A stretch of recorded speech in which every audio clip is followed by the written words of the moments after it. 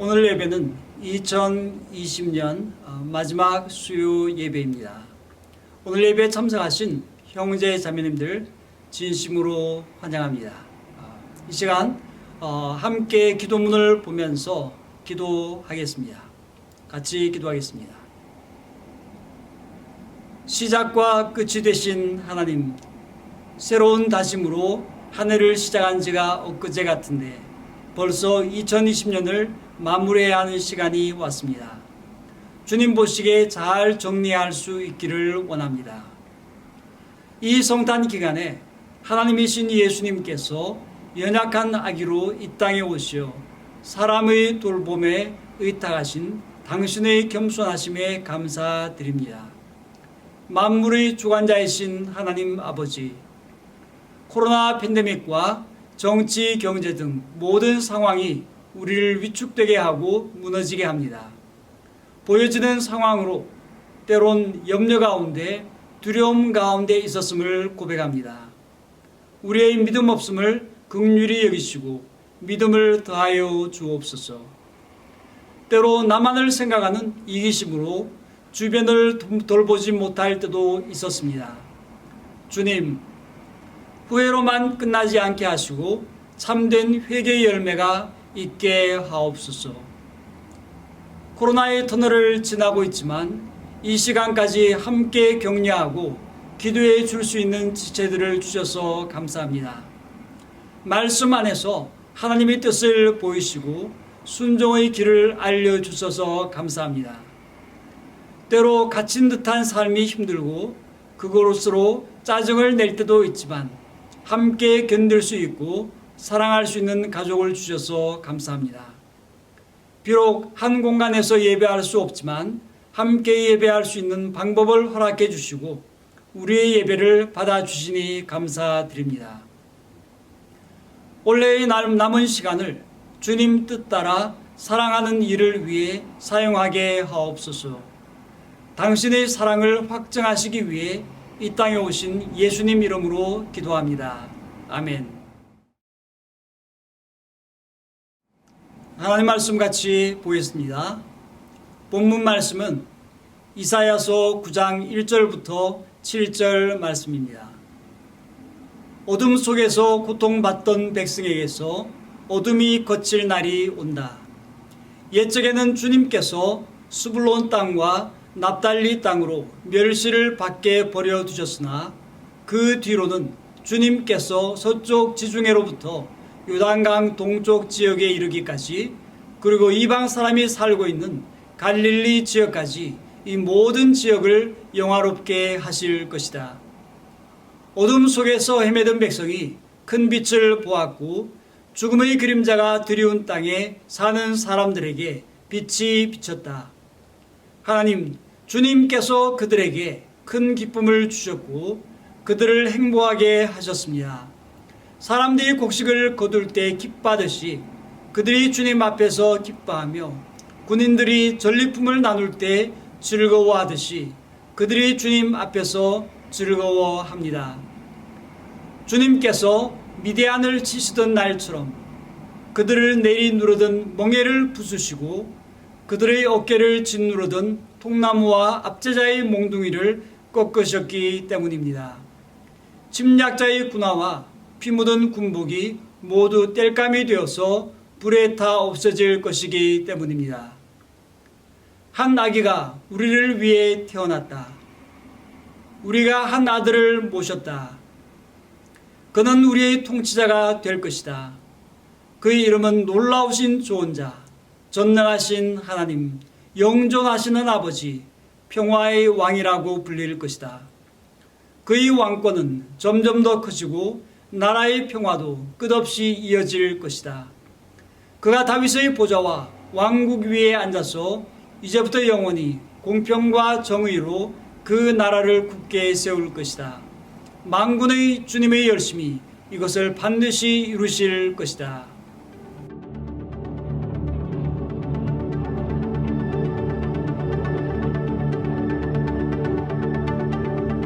읽은 이사야 9장 1절부터 7절 말씀을 가지고 평화의 왕이라는 제목으로 말씀을 전하겠습니다.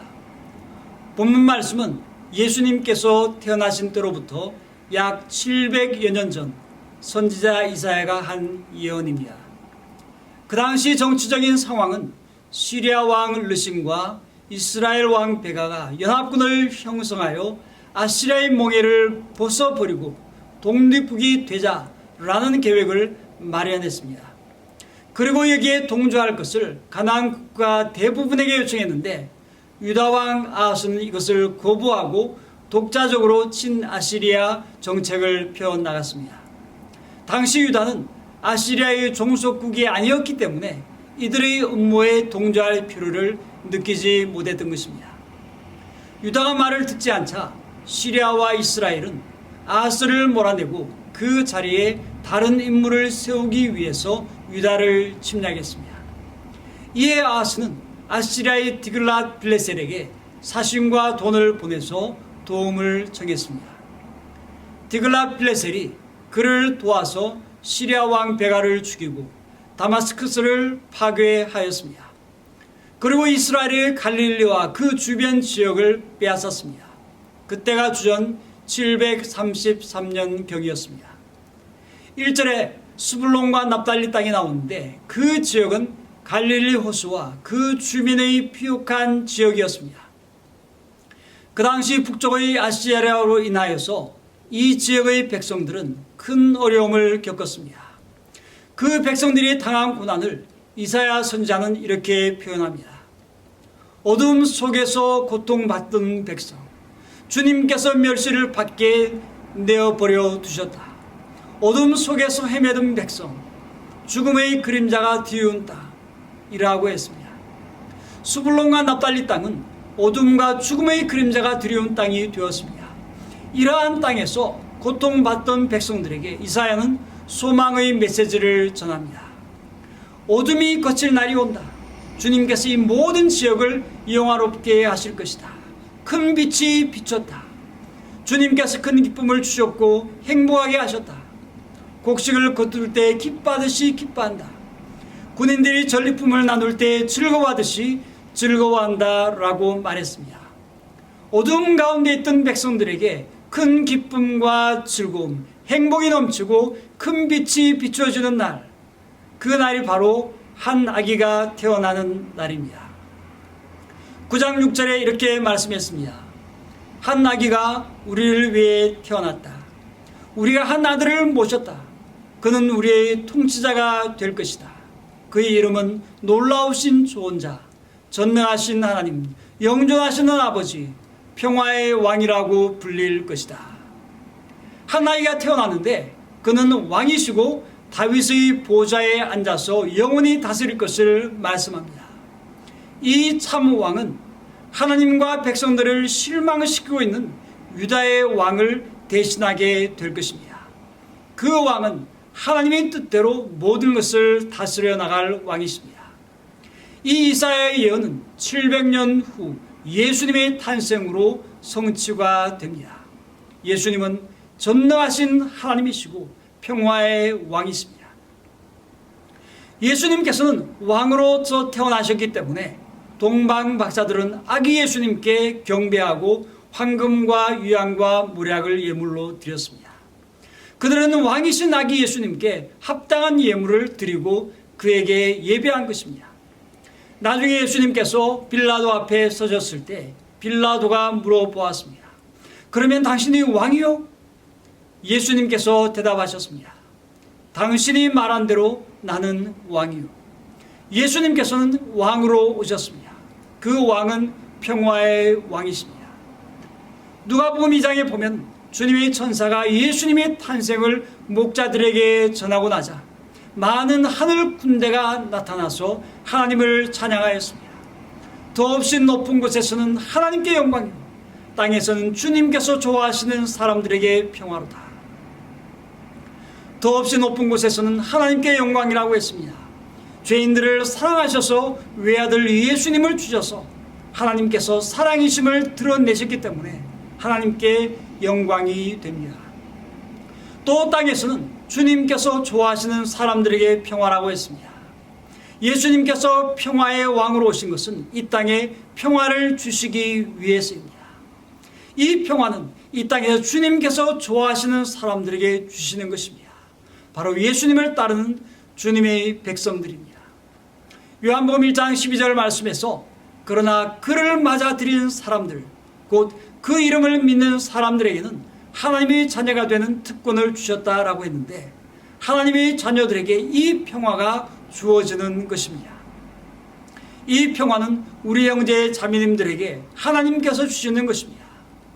이 평화에는 세 가지 면이 있습니다. 첫 번째로 이 평화는 하나님과의 평화입니다. 하나님과 평화하는 것, 이것이 가장 중요합니다. 그리고 이 하나님과의 평화는 다른 두 가지 평화에도 지대한 영향을 미칩니다. 우리가 예수님을 믿기 전에 우리가 어떠한 상황 가운데 있었습니까? 골로새서 1장 21절 말씀은 이렇게 말씀합니다. 전에 여러분은 악한 일로 하나님을 멀리 떠나 있었고 마음으로 하나님과 원수가 되어 있었습니다. 우리가 멀리 떨어져 있었습니다. 하나님에게서. 우리가 또한 하나님과 원수되어 있었다고 그렇게 말씀하고 있습니다. 우리가 왜 하나님에게서 멀리 있게 되었습니까? 왜 원수가 되었습니까? 그 이유는 바로 죄 때문입니다. 이사야 59장 2절 말씀에서 오직 너희 죄악이 너희와 너희 하나님 사이를 갈라 놓았다고 했습니다. 너희 죄 때문에 주님께서 너희에게서 얼굴을 돌리셨다고 말씀합니다. 너의 말을 듣지 않으실 것이라고 그렇게 말씀했습니다. 죄인이어서 거룩하신 하나님과 함께 할 수 없었습니다. 하나님과 원수가 되었습니다. 그러나 감사한 것은 소망이 없는 우리에게 하나님께서 직접 길을 열어주신 것입니다. 예수님을 통해서입니다.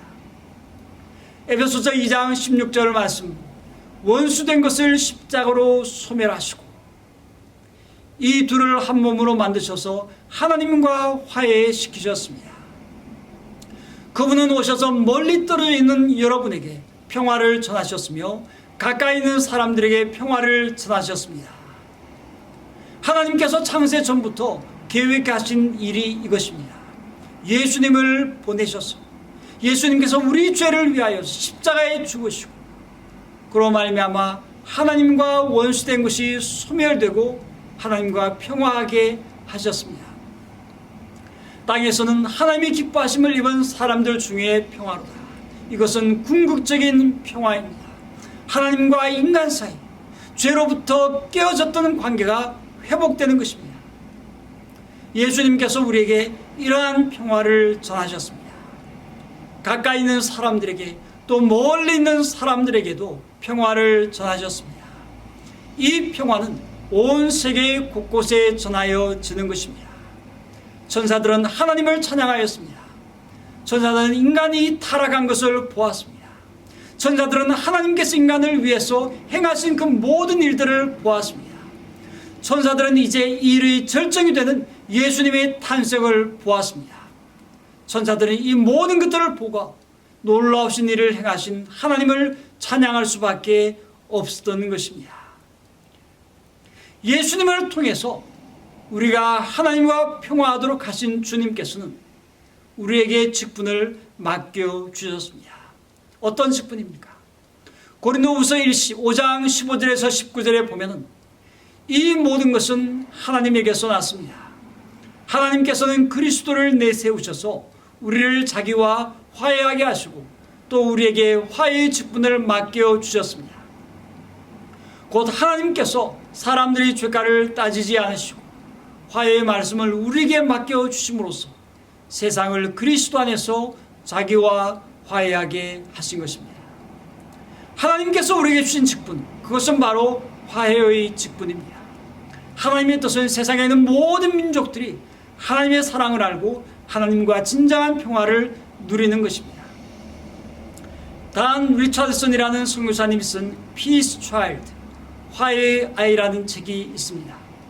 이분의 사회간 부족은 뉴기니에 있는 사위 부족입니다. 사위 부족은 식인족입니다. 1962년에 단 리차드슨 부부는 3,000명의 사람들로 이루어진 사위 부족의 공동체로 들어갔습니다. 그들이 식인종이기 때문에 마음에 상당한 부담이 있었을 것입니다. 그들은 그러한 두려움을 극복하고 들어갔습니다. 아무런 무장도 하지 않고 7, 2개월짜리밖에 되지 않는 아들만 안고 들어갔습니다.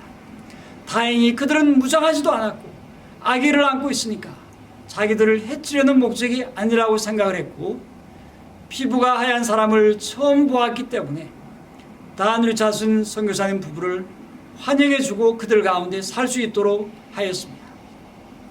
그들 가운데 살면서 알게 된 것은 사위 부족의 문화적인 특성 중에 가장 최고의 미덕으로 생각한 것은 바로 배반이었습니다. 식인종이니까 상대를 잡아먹기 위해서 친하게 지내면서 우정으로 상대방의 마음을 안심시켜 놓고 어느 순간 때가 되면 상대를 유인해서 살해하고 잡아먹는 것, 이것을 그들은 가장 이상적인 것으로 보았습니다. 친절하게 대우고 호의를 베풀어 주는 것은 결국 상대를 잡아먹기 위해서 던진 미끼였던 것입니다. 이것을 그들의 말로 투위 아소나의 아카에린, 즉 우정으로 살해의 대상을 살찌운다는 것입니다. 거짓으로 상대와 우정을 쌓고 환심을 산 후에 죽이는 것입니다. 이러한 사위 부족, 하나님께서 사랑하십니까? 예, 물론 사랑하시죠. 하나님이 거룩하심과는 완전히 동떨어져 있는 것 같은 부족들과도 하나님께서는 화평하기를 원하십니다. 리차드슨 선교사님이 그들 가운데 거하면서 그들에게 복음을 증가하였습니다. 예수님에 관한 여러 가지 이야기들을 복음서에서 해주었습니다. 그들은 성경 이야기를 들을 때 시큰둥한 반응을 보이다가 갑자기 한 부분에서 환호성을 질렀습니다. 어느 부분인가 하면 바로 가룟 유다가 예수님을 파는 장면이었습니다. 예수님의 제자로 3년 동안 함께 먹고 자고 생활을 하다가 은 30을 받고 팔기로 하고 마지막 순간에 예수님께 입을 맞추면서 예수님을 넘겼습니다. 사위 부족은 가룟 유다의 이야기를 듣고 환호를 했습니다. 그들은 외치기를 가룟 유다는 가장 위대한 사위인이다. 교묘한 배반을 통해서 믿는 도끼에 발등 찍는 것, 여기에 가장 전율을 느끼는 그들에게 가룟 유다는 그들이 가장 이상적인 것으로 생각했던 배반을 완벽하게 해낸 영웅이었기 때문입니다. 가룟 유다는 사위 부족의 최고의 이상형이었습니다. 그들의 반응을 보고 단 리차드슨 선교사님, 그 마음이 어땠겠습니까? 마음에 심한 좌절을 하였습니다. 사위 부족에게 복음을 전하는 것, 그것은 쉬운 일이 아니었습니다. 그 당시 사위 부족 마을들이 끊임없이 전쟁을 벌이고 있었습니다. 많은 사람들이 다치고 피를 흘렸습니다. 리차드슨 선교사 부부는 그들의 상처에 약을 발라주고 치료해 주었습니다. 그러나 전투는 계속되었습니다. 그래서 리차드슨 선교사님 부부는 이제는 도저히 그곳에 있을 수 없겠다라고 생각을 하고 사위 부족에게 우리가 마을을 떠나겠다라고 말했습니다. 그러자 선교사 부부가 떠난다는 소식에 깜짝 놀라서 전쟁을 하던 사위 부족들이 모여서 회의를 열고 다음날 서로 화해하겠다고 약속을 하였습니다. 그들이 화해를 하는데 잘 보니까 그들이 마을 간에 어린 아이들을 교환하는 의식을 가진 것이었습니다. 특별히 한 남자가 자기의 원수의 진영에 가서 자신이 미워하는 적에게 자기의 아들을 주는 것을 보고 리차드슨은 이렇게 기록했습니다. 만일 한 사람이 실제적으로 자신의 아들을 적에게 준다면 그 사람은 신뢰할 수 있는 사람이다. 화해를 위해서 마을 간에 교환하는 아이를 Peace Child, 화해의 아이라고 합니다. 서로 화해하고 평화를 가져다 주는 아이인 것입니다. 이 아이가 살아있는 동안에는 화해는 계속 진행이 됩니다. 그리고 또한 그들은 그 교환한 아이를 지극히 잘 보살펴야 하는 의무를 가지고 있습니다. Peace Child, 화해의 아이를 교환함으로써 그들 간의 화해가 이루어졌습니다. 의식이 끝나고 각 부족민들은 모두 모여서 귀중한 선물을 서로 교환하고 평화의 춤을 추며 기쁨의 환호성을 질렀습니다. 리차드슨은 이 모습에서 그리스도의 복음과 이들이 가지고 있는 문화 사이에 놀라운 접촉점이 있다는 것을 발견했습니다. 리차드슨 선교사님은 이 사건 후에 2개월 동안 면밀히 연구했는데 접촉점이 되는 말씀이 오늘 우리가 읽은 이사야 9장 6절의 말씀이었습니다. 한 아기가 우리를 위해 태어났다. 우리가 한 아들을 모셨다. 그는 우리의 통치자가 될 것이다. 그의 이름은 놀라우신 조언자, 전능하신 하나님, 영존하신 아버지, 평화의 왕이라고 불릴 것이다.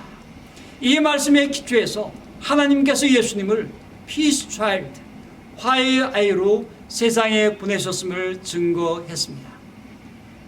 그러자 사비족 중 가장 뛰어난 배반의 영웅이었던 카니라고 하는 사람이 예수님의 마음 가운데 영접하였고 부족들 가운데 많은 사람들이 예수님을 영접하는 역사가 일어나게 되었습니다. 예수님께서 Peace Child, 화해의 아이로 오셨기 때문에 화해의 아이를 잘 돌보고 보살펴야 하는 의무가 있는데 가룟 유다는 화해의 아이인 예수님을 죽도록 팔아 넘겼기 때문에 완전히 신뢰를 저버린 가장 나쁜 사람이 된 것을 알게 되었습니다. 다음 리차드 선교사님은 10년 동안 그곳에서 사역을 하면서 네 마을에서 약 800명 가량의 주민들이 믿게 되었습니다. 예수님을 믿음으로 사이비 부족이 하나님과 평화하는 것입니다. 두 번째로 이 평화는 이웃과의 관계적인 면에서의 평화입니다. 에베소서 2장 14절 말씀, 그리스도는 우리의 평화이십니다. 그리스도께서는 유대 사람과 이방 사람들이 양쪽으로 갈라져 있는 것을 하나로 만드신 분입니다. 그분은 유대 사람과 이방 사람 사이를 가르는 담을 자기 몸을 허무셔서 원수된 것을 없애주셨습니다. 예수님께서는 우리의 평화가 되셔서 관계적인 면에서 갈라져 있는 것을 하나로 만드십니다. 유대 사람과 이방 사람을 하나로 만드셨습니다. 갈라디아서 3장 28절에 이렇게 말씀했습니다. 유대 사람도 그리스도 사람도 없으며 종도 자유인도 없으며 남자와 여자가 없습니다. 여러분 모두가 그리스도 예수 안에서 하나이기 때문입니다. 예수님께서는 유대 사람도 그리스 사람도 종도 자유인도 남자도 여자도 다 하나로 만드셨습니다. 그들 가운데 있던 장벽을 허무시고 예수님 안에서 하나 되게 하신 것입니다. 초대교회에 예수님을 예배하기 위해 유대인과 헬라인, 종과 자유인, 남자와 여자들이 하나의 건물로 몰려드는 광경은 가히 충격적이었을 것입니다. 계층 간의 구별이 뚜렷한 사회에서 이것은 상상하기 어려운 일이었습니다. 예수님의 제자들 중에서도 세리 마태가 있었습니다. 열심파 시몬도 있었습니다. 이 둘은 상급 관계에 있는 사람들이었습니다. 정말로 어울리지 않는 사람들이었습니다. 세리들은 로마 제국에게 아부하며 민족을 팔아먹는 매국노, 비열한 배신자로 취급되기 일쑤였습니다.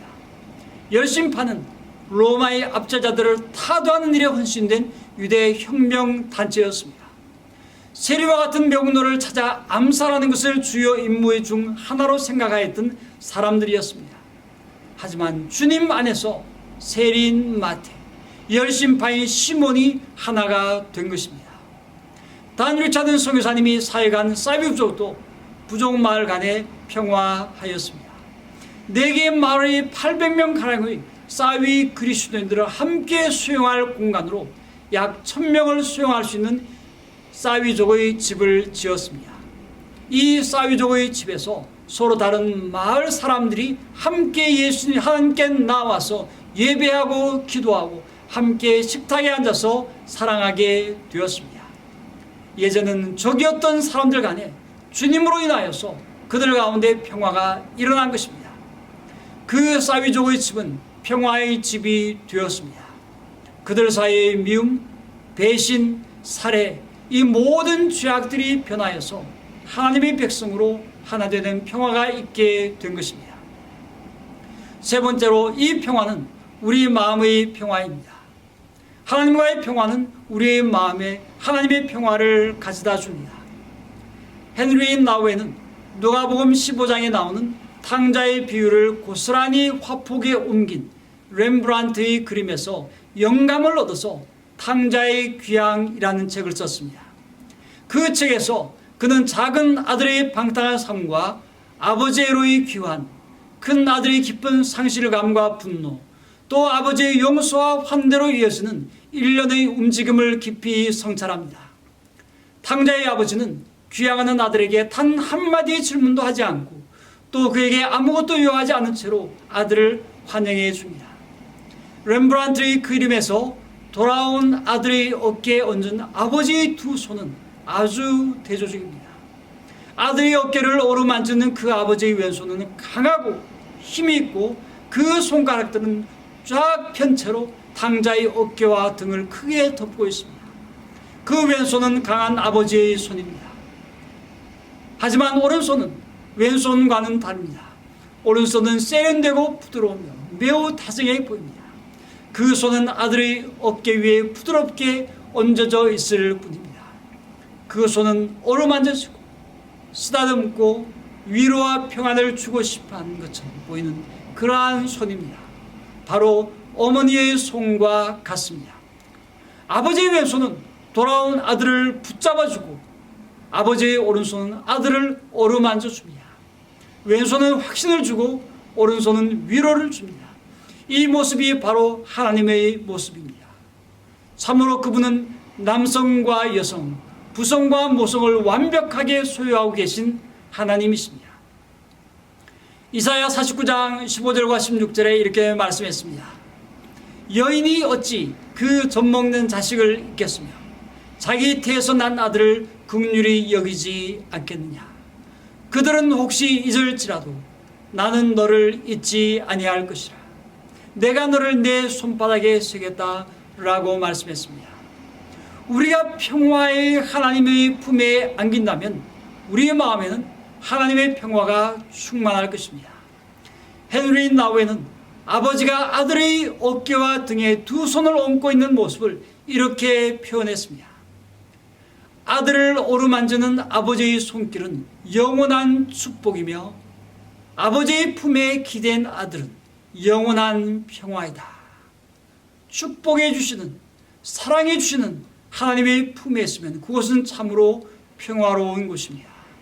하나님께서 우리의 마음에 평화를 주십니다. 예수님께서 요한복음 14장 27절에서 이렇게 말씀하였습니다. 나는 평화를 너에게 남겨준다. 나는 내 평화를 너에게 준다. 내가 너에게 주는 평화는 세상이 주는 것과 같지 않다. 너희는 마음에 근심하지 말고 두려워하지도 말아라. 예수님께서는 내 평화, 즉 예수님의 평화를 준다고 하셨습니다. 예수님께서 이 말씀을 하셨을 때가 언제입니까? 바로 십자가에 달리시기 전날입니다. 잡히시고 매를 맞으시고 십자가에 달리시고 죽게 되기 바로 전에 예수님의 마음에는 평화가 있었습니다. 그리고 그 평화를 우리에게 주시기 원하십니다. 어떠한 상황 가운데서도 세상이 주는 것 같지 않은 그러한 평화를 우리에게 주십니다. 이러한 참된 평화는 예수님과의 관계에서 나오는 것입니다. 가지가 포도나무에 거하는 것처럼 주님 안에 거할 때 주님 안에서 우리는 주님의 평안을 누릴 수 있습니다. 사도 바울도 편지를 쓸 때마다 은혜와 평화가 여러분에게 있기를 빕니다 라고 했습니다. 다음 주가 성탄절입니다. 평화의 왕이신 예수님께서 오심으로 하나님과의 평화, 이웃과의 관계적인 평화, 우리 안에 거하는 평화가 넘치는 우리 모든 형제 자매님 되시기를 원합니다. 다 같이 기도하겠습니다. 사랑의 하나님, 참으로 감사합니다. 죄로 인하여 하나님에게서 멀리 떨어져 있던 저희들을, 하나님과 원수된 저희들을 예수님을 보내주심으로 하나님과 평화하게 하여 주신 것을 참으로 감사합니다. 이 평화가 저의 삶 가운데 넘치게 하시고 저희가 있는 곳곳마다 주님의 그 놀라운 평화가 넘쳐나게 은혜를 더하여 주옵소서. 화해의 직분을 제게 주셨사오니 저희가 나가는 곳마다 주님의 그 평화가 넘쳐나게 함께하여 주옵소서. 감사하고 예수님 이름으로 기도했습니다. 아멘.